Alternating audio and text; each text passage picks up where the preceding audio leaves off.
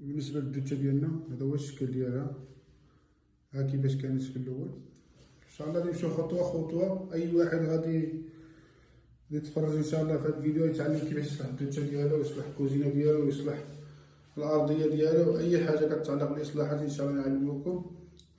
غادي نوريكم ان شاء الله تستافدوا معنا ان شاء الله.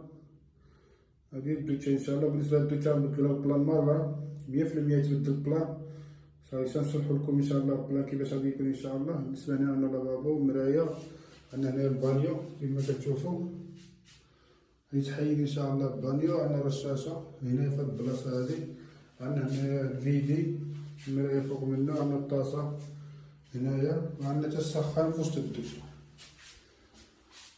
كيفما كتشوفوا معايا. تسخن عندنا في وسط الدوش ان شاء الله. ربي هادشي غيتنظم وغيترطب، وكيفما كتعرفوا هاد الدوشه ديالي في الاخر ان شاء الله غادي يعجبكم النتيجه، غادي تستافدوا.